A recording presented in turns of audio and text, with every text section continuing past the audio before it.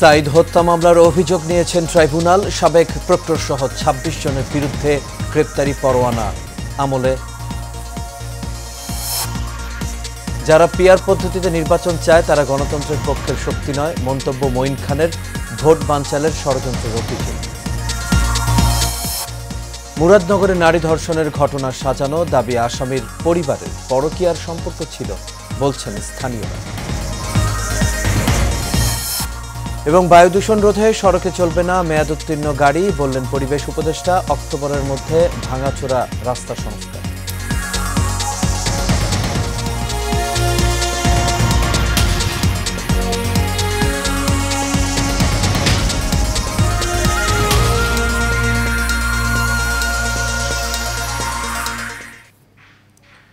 সবাইকে স্বাগত এশিয়ান নিউজে। দর্শক, পুরো সংবাদ জুড়ে আপনাদের সঙ্গে আছি আমি আনোয়ার রাজা। এখন শুনছিলেন বিআরবি কেবল ইন্ডাস্ট্রিজ লিমিটেড সংবাদ শিরোনাম। এবার চলে যাচ্ছি পুরো খবরে।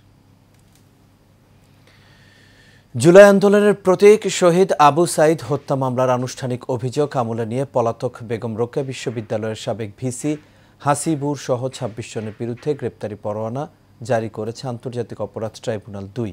দুপুরে বিচারপতি নজরুল ইসলাম চৌধুরীর নেতৃত্বাধীন ৩ সদস্যের ট্রাইব্যুনাল এই আদেশ দেয়। ওয়ালিদ সিদ্দিকীর রিপোর্টে বিস্তারিত। সকালে শহীদ আবু সাইদ হত্যা মামলার আনুষ্ঠানিক অভিযোগ ট্রাইব্যুনালে দাখিল করা হয়। অভিযোগে রংপুরের বেগম রোকেয়া বিশ্ববিদ্যালয়ের সাবেক প্রক্টর সহ ৩০ জনকে আসামি করা হয়েছে। অভিযোগ আমলে নিয়ে পলাতক বেগম রোকেয়া বিশ্ববিদ্যালয়ের সাবেক ভিসি হাসিবুর সহ ২৬ জনের বিরুদ্ধে গ্রেফতারি পরোয়ানা জারি করেছে আন্তর্জাতিক অপরাধ ট্রাইব্যুনাল। আগামী ১০ জুলাই পরবর্তী শুনানির দিন ধার্য করেছে ট্রাইব্যুনাল। আজকে সেই ফর্মাল চার্জ এবং অন্যান্য ডকুমেন্টসের উপরে শুনানি করে আন্তর্জাতিক অপরাধ ট্রাইব্যুনালের দ্বিতীয় ট্রাইব্যুনাল ৩০ জন আসামির বিরুদ্ধে অপরাধ আমলে গ্রহণ করেছেন। ইন্টারন্যাশনাল ক্রাইমস ট্রাইব্যুনাল অ্যাক্টের ৩-২ এবং ৪-১-২-৩ এই ধারায় তাদের বিরুদ্ধে অপরাধ আমলে গ্রহণ করেছেন। আগামী ১০ই জুলাই পরবর্তী শুনানির জন্য দিন ধার্য করেছেন। ওই দিন যে ৪ জন আসামি গ্রেপ্তারকৃত আছে তাদেরকে গ্রেপ্তার দেখানো পূর্বক তাদেরকে উপস্থিত করানোর জন্য জেল অথরিটিকে নির্দেশ দিয়েছেন এবং বাকি যে ২৬ জন আসামি আছে তাদেরকে গ্রেপ্তার করে ওই তারিখে হাজির করার জন্য আইন শৃঙ্খলা রক্ষাকারী বাহিনীর প্রতি নির্দেশ দিয়েছেন। গত ২৪ জুন তদন্ত প্রতিবেদন ট্রাইব্যুনালের প্রসিকিউশনে জমা দেয় তদন্ত সংস্থা। দেশবাসীকে এটা আশ্বস্ত করতে চাই যে আন্তর্জাতিক অপরাধ ট্রাইব্যুনালের তদন্ত সংস্থা এবং প্রসিকিউশন দিনরাত আপ্রাণ চেষ্টা করে যাচ্ছেন এই বিচার, যেটা জাতির একটা বড় প্রায়োরিটি, এবং ভবিষ্যতে এই অপরাধের রিকারেন্স ঠেকানোর জন্য রাষ্ট্রকে যে জায়গায় যেতে হবে সেই জায়গাটা নির্ধারণ করার ব্যাপারে আমরা দিনরাত কাজ করছি। ইনশাআল্লাহ ক্রমান্বয়ে সবগুলো মামলার তদন্ত রিপোর্ট পাওয়া যাবে এবং বিচার প্রক্রিয়া তার নির্দিষ্ট গতিতেই এগিয়ে যাবে এবং বাংলাদেশে ন্যায় বিচার প্রতিষ্ঠিত হবে। গত ১৩ জানুয়ারি আন্তর্জাতিক অপরাধ ট্রাইব্যুনালে ২৫ জনের বিরুদ্ধে অভিযোগ দায়ের করেন শহীদ আবু সাইদের বড় ভাই রমজান। সেই এখতিয়ার আদালতের। Thank you. Walid Siddiqui, Asian television, Dhaka.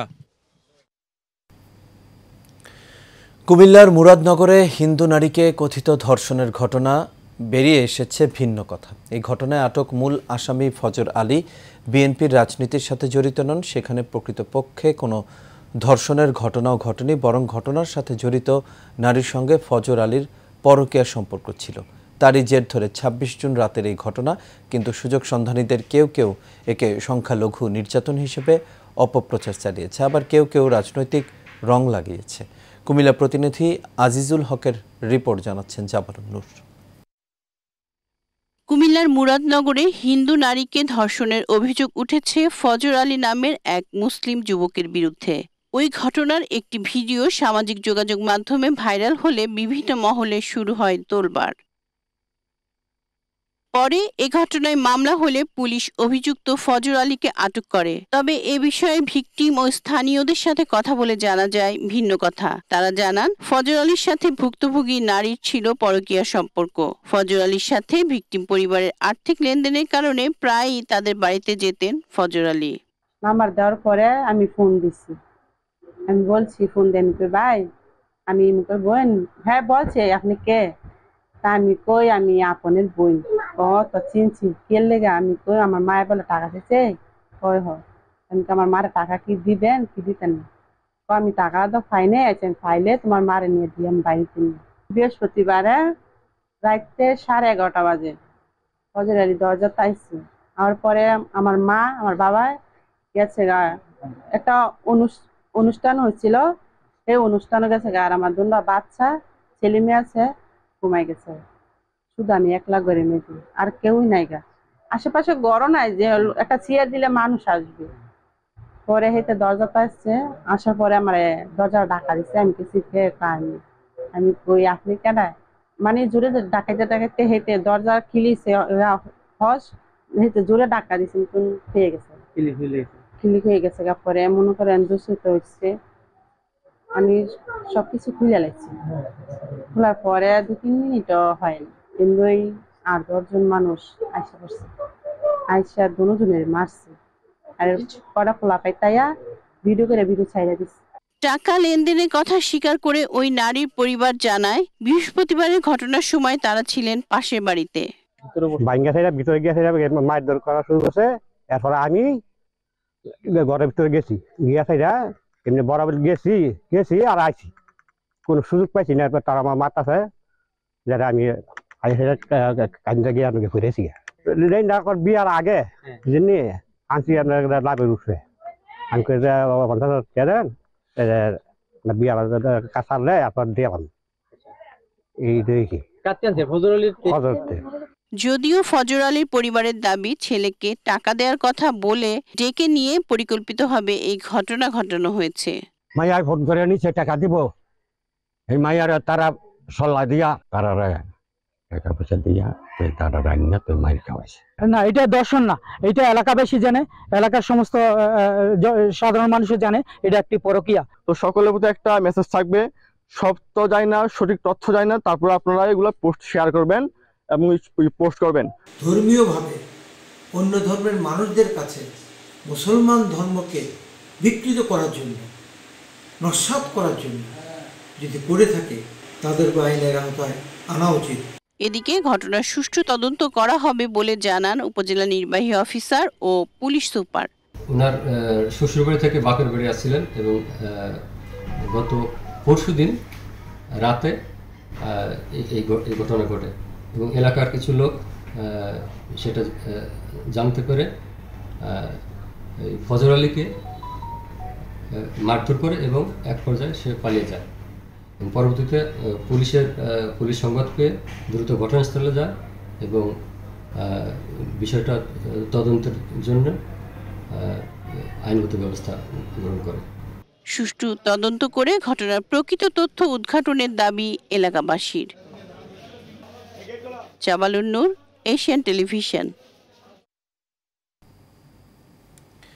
দেশের চলমান রাজনৈতিক পরিস্থিতি নিয়ে জরুরি সংবাদ সম্মেলন ডেকেছে বিএনপি। বিকেলে রাজধানীর গুলশানে দলের চেয়ারপারসনের কার্যালয়ে এই সংবাদ সম্মেলন অনুষ্ঠিত হবে। গণমাধ্যমকে এসব তথ্য জানিয়েছেন বিএনপির মিডিয়া সেলের সদস্য সাইরুল কবির খান। তিনি বলেন, বিকেল 3টায় গুলশানে চেয়ারপারসনের অফিসে সংবাদ সম্মেলন অনুষ্ঠিত হবে। এতে বক্তব্য দেবেন দলটির মহাসচিব মির্জা ফখরুল ইসলাম আলমগীর।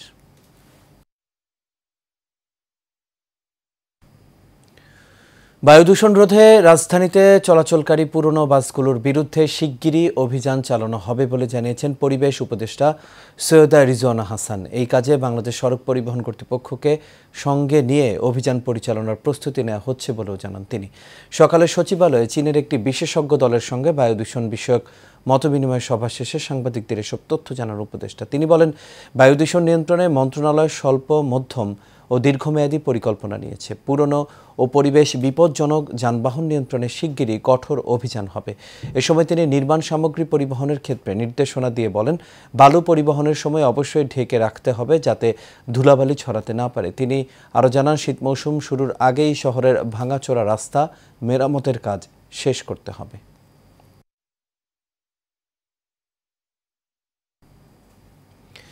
গাজীপুরের ব্যস্ততম ঢাকা ময়মনসিংহ মহাসড়কে যানজটের অন্যতম প্রধান কারণ তাকোয়া পরিবহন। রাস্তার মাঝে দাঁড় করিয়ে যাত্রী তোলার দৃশ্য দেখে মনে হবে তারাই মহাসড়কের একক মালিক। বাসের ভেতরে দলবদ্ধ ধর্ষণ কিংবা বাস থেকে ফেলে হত্যার মতো অভিযোগও রয়েছে বাসটির শ্রমিকদের বিরুদ্ধে। গাজীপুর থেকে আরিফ খান আবিরের রিপোর্ট। 6 বছর আগেই শেষ লাইসেন্সের মেয়াদ, নেই রুট পারমিটও। তারপরও গাজীপুরে সড়ক দাপিয়ে বেড়াচ্ছে তাকোয়া পরিবহনের মিনিবাস। যাত্রীদের অভিযোগ, এই পরিবহনের মালিক আওয়ামী লীগের প্রভাবশালী নেতা সুলতান আহমেদ সরকার। প্রশাসনকে ম্যানেজ করে বছরের পর বছর করছেন পরিবহন ব্যবসা। অনেক সময় আপনার রুট ব্যারিকেড দেখা রয়েছে, আপনার রেলও যানজট বাধা হয়েছে। তারপর জ্বালা সাধারণ মানুষ চলতে পারে না, সাধারণ গাড়ি চলতে পারে না, ওরা যেমনি তেমনি গাড়ি চালায়। কাকুয়া গাড়িগুলো আসলে বেপুরা ভয় চলাফেরা করে, এটা তো সবাই দেখে, আমরা সবাই জানি। তারপরে এখানে হেল্পার গুলো আছে, এরা অত্যন্ত খারাপ, এরা অনেক সময় প্যাসেঞ্জার গায়ে হাত দেয়, টানারি হাঁটছি করে, এবং একটা আরেকটা আগে দেওয়ার জন্য এই রাস্তার মধ্যে পাত্রা বাবা খেলে থাকে। এই নানা কারণে অ্যাক্সিডেন্ট গুলো হয়। আসলে কাকুয়া গাড়িটা একটু নিয়ন্ত্রণ করা দরকার, আমার মনে হয় প্রশাসনের বিষয়টা দেখা দরকার। অভিযোগ রয়েছে সুলতান আহমেদ পরিবহন ইউনিয়নের নেতা হওয়ায় তুচ্ছ কারণে বাচ্চাপা দিয়ে হত্যা, বাসের ভেতরে ধর্ষণের ঘটনা ঘটলেও পার পেয়েছে চালক হেল্পার। এছাড়াও সড়কের মাঝে বাস থামিয়ে যাত্রী তোলার সময় লেগে থাকে তীব্র যানজট।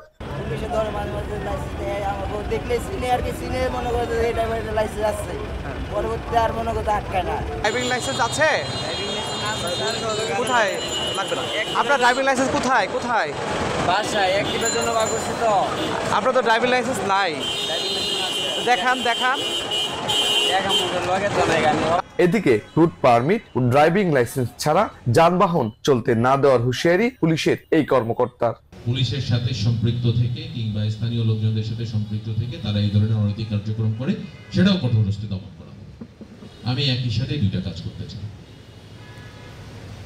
এবং এই ব্যাপারে আমার কোনো ধরনের আমি জিরো টলারেন্স নীতি থাকি, যেহেতু আমি স্বচ্ছ, তো আমি এ ধরনের কার্যক্রম একেবারে কঠোরভাবে করতে আমি প্রস্তুত, সদা প্রস্তুত। সড়কে শৃঙ্খলা ফেরাতে অবৈধ টাকাবাজ বন্ধের পাশাপাশি চালক হেল্পারদের শাস্তির আওতায় আনার দাবি সচেতন মহলের। আরিফ খান আবির, এশিয়ান টেলিভিশন, গাজীপুর।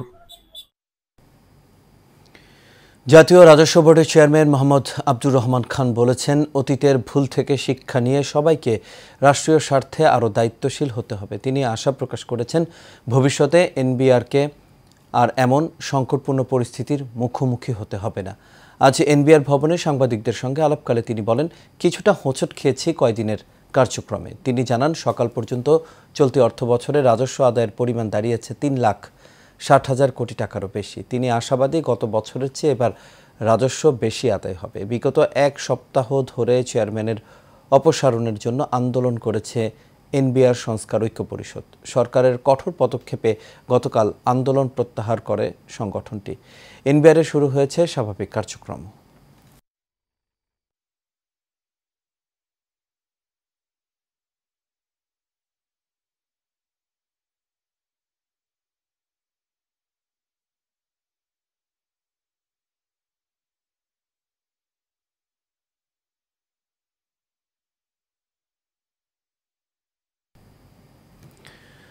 যারা পিআর পদ্ধতিতে নির্বাচন চায় তারা গণতন্ত্রের পক্ষের শক্তি নয় বলে মন্তব্য করেছেন বিএনপির স্থায়ী কমিটির সদস্য ডক্টর মঈন খান। দুপুরে রাজধানীর ইনস্টিটিউট অফ ডিপ্লোমা ইঞ্জিনিয়ার্স মিলনায়তনে ওলামা দলের এক আলোচনা সভায় তিনি এই মন্তব্য করেন। পিআর পদ্ধতিতে নির্বাচন চাওয়া মানে আগামী জাতীয় নির্বাচন বানচালের ষড়যন্ত্র ছাড়া কিছুই না বলেও জানান বিএনপির এই জ্যেষ্ঠ নেতা। মণ্ডল এনামের রিপোর্টে বিস্তারিত। দেশের চলমান পরিস্থিতি ও আগামীর জাতীয় নির্বাচন বানচালের ষড়যন্ত্র রুখে দিতেই ওলামা দল সুসংগঠিত করতে এই আলোচনা সভার আয়োজন। ইসলাম প্রচারের নামে বিএনপিকে অবমূল্যায়ন করছে কিছু দল বলে মনে করেন বিএনপির নেতারা। আজকে ইসলাম ধর্ম প্রচারের নামে সংখ্যানুপাত পিআর, আমি এটা বুঝি না। আমি একটা জিনিস বুঝি, অন্তর্বর্তীকালীন সরকার এটা শুধু মুগ্ধ খোকনের রক্তের বিনিময়ে অর্জিত যেই সংগ্রামকে তারেক রহমান বিদেশ থেকে সমর্থন দিয়ে বাংলাদেশে জুলাই আগস্ট বিপ্লব সংগঠিত করেছে, তার 16 বছর আগ থেকে এই বিএনপির নেতা কর্মীরা রাজপথে থেকে আন্দোলনের সূচনা করেছে। যে মনোবল এবং সাহস দিয়ে আগামী দিনে ক্ষেত্রে তারেক রহমান তার নিজস্ব দায়িত্বশীল ভূমিকা পালন করবে। যারা ধর্মের দোহাই দিয়ে পিআর নির্বাচন চায় তারা আসলে নির্বাচন বানচালের ষড়যন্ত্র করছে বলে জানান বিএনপির স্থায়ী কমিটির সদস্য ডক্টর মঈন খান। আওয়ামী লীগ মনে করেছিল বাংলাদেশ তাদের একক পৈতৃক সম্পত্তি এবং তার পরিণতি বাংলাদেশের মানুষ আওয়ামী লীগকে দেখিয়ে দিয়েছে। আজকে যদি আবার কেউ মনে করে বাংলাদেশ তাদের একক সম্পত্তি, সেটা তাদের মারাত্মক ভুল হবে এবং তাদেরকে আমি বলবো ইতিহাস থেকে শিক্ষা। এই সময় নির্বাচন বিরোধী ষড়যন্ত্র রুখে দিতে সবাইকে ঐক্যবদ্ধ হওয়ার আহ্বান জানান ডক্টর মঈন খান। মন্ডলের নাম, এশিয়ান টেলিভিশন, ঢাকা। দর্শক, সংবাদের শুরুতে যেমনটি বলছিলাম, কুমিল্লার মুরাদনগরে এক নারীকে ধর্ষণের ঘটনায় দায়ের করা পৃথক 2 মামলায় গ্রেপ্তার প্রধান আসামি ফজর আলী বর্তমানে পুলিশ হেফাজতে চিকিৎসাধীন রয়েছেন। চিকিৎসকের ছাড়পত্র পেলেই তাকে আদালতে হাজির করা হবে বলে জানিয়েছে পুলিশ। এই ঘটনায় ধর্ষণের শিকার নারীর শ্লীলতাহানির ভিডিও চিত্র ধারণ করে সামাজিক যোগাযোগ মাধ্যমে ছড়িয়ে দেওয়ার অভিযোগে নারী ও শিশু নির্যাতন দমন আইন এবং পর্নোগ্রাফি নিয়ন্ত্রণ আইনে দায়ের করা মামলায় গ্রেপ্তার 4 জনকে আদালতের মাধ্যমে জেল হাজতে পাঠানো হয়েছে। গতকাল সন্ধ্যায় গ্রেপ্তার সুমন, রমজান, আরিফ ও অনিককে আদালতে হাজির করলে বিচারক তাদের কারাগারে পাঠানোর নির্দেশ দেন।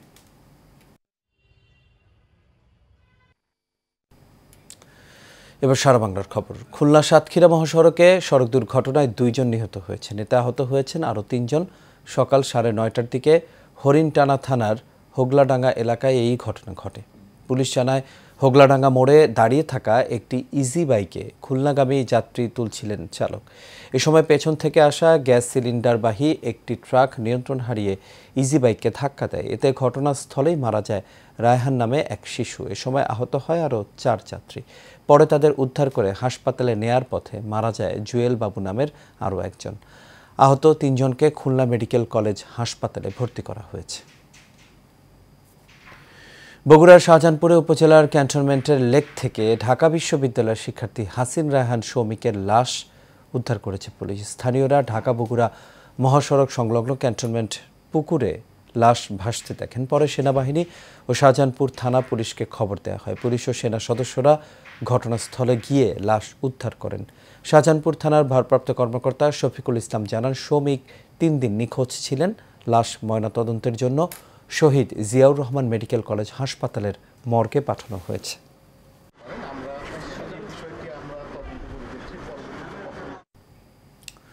ঠাকুরগাঁওয়ের রানী সংকৈলে পুকুর থেকে অজ্ঞাত এক ব্যক্তির লাশ উদ্ধার করেছে পুলিশ। সকালে উপজেলার বনগাঁও এলাকার পুকুর থেকে লাশটি উদ্ধার করা হয়। পুলিশ জানায়, স্থানীয় এক ব্যক্তি মাঠে কাজ করতে এসে অর্ধগলিত অবস্থায় লাশটি পুকুরের পানিতে ভাসতে দেখেন। পরে পুলিশকে জানালে লাশ উদ্ধার করে ময়নাতদন্তের জন্য ঠাকুরগাঁও জেনারেল হাসপাতালের মর্গে পাঠানো হয়।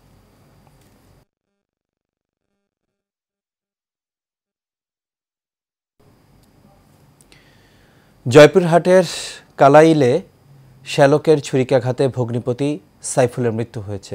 সকালে কালাই উপজেলার 5 পাইকা সরকারপাড়া এলাকায় এই ঘটনা ঘটেছে। পুলিশ জানায়, উপজেলার পাইকপাড়া সরকারপাড়া গ্রামে সকালে শ্যালক জুয়েল হোসেনের সাথে পারিবারিক বিষয়ে ভগ্নিপতি সাইফুল ইসলামের কথা কাটাকাটি হয়। এক পর্যায়ে শ্যালক জুয়েল সাইফুলকে ছুরিকাঘাত করে। এতে ঘটনাস্থলেই তার মৃত্যু হয়।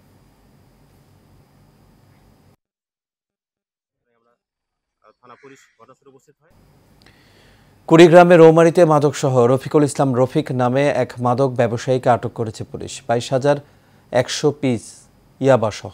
সকালে উপজেলার চরফুলবাড়ি গ্রামে অভিযান চালিয়ে তাকে আটক করা হয়। রৌমারী থানার অফিসার ইনচার্জ লুৎফর রহমান জানান, দীর্ঘদিন থেকে রফিক মাদক ব্যবসা করে আসছে। সকালে গোপন সংবাদের ভিত্তিতে চরফুলবাড়ি গ্রামে তার বাড়িতে অভিযান চালায় পুলিশ। এ সময় 22,000 পিস ইয়াবা সহ রফিককে আটক করা হয়। এছাড়াও 2টি মোবাইল ফোন জব্দ করা হয়। এর আগেও ইয়াবা সহ রফিককে আটক করেছিল পুলিশ।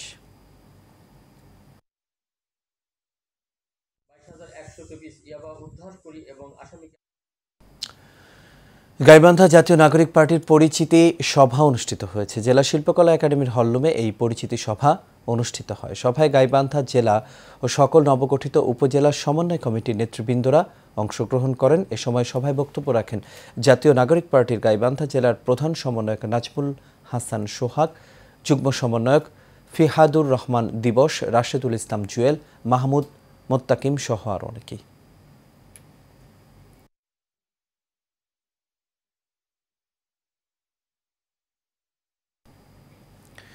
পটুয়াখালীর ধুমকি মুরাদিয়া মহিলা ফাজিল মাদ্রাসার আরবি বিভাগের প্রভাষক মোহাম্মদ মুজিবুর রহমানকে অন্যায়ভাবে চাকরিচ্যুত করার প্রতিবাদে এবং পুনর্বহালের দাবিতে মানববন্ধন করেছে শিক্ষক, শিক্ষার্থী ও এলাকাবাসী। মাদ্রাসার সামনের সড়কে এই মানববন্ধন কর্মসূচির আয়োজন করা হয়। এ সময় মাদ্রাসার প্রতিষ্ঠাতা ও জমিদাতা সদস্য মাওলানা মতিউর রহমান বলেন, 1980 সালে তার বাবার জমিতে মাদ্রাসা প্রতিষ্ঠা করেন তিনি, কিন্তু বিগত ফ্যাসিস্ট আমলে একটি চক্র অন্যায়ভাবে তার ছেলে আরবি বিভাগের প্রভাষক মাওলানা মোহাম্মদ মুজিবুর রহমানকে চাকরিচ্যুত করে। তাকে চাকরিতে পুনর্বহালের জন্য সরকারের কাছে দাবি জানান বক্তারা।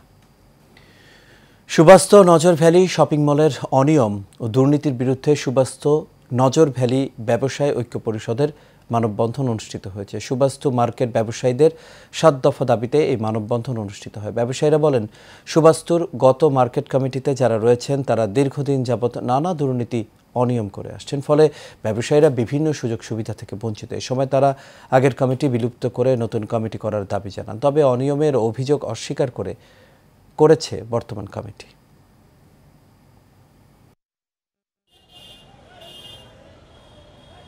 আর এরই সাথেই শেষ করবে এশিয়া নিউজ। তবে যাবার আগে বিআরবি কেবল ইন্ডাস্ট্রিজ লিমিটেড সংবাদ শিরোনামগুলো দেখে নেব দর্শক। আরও একটা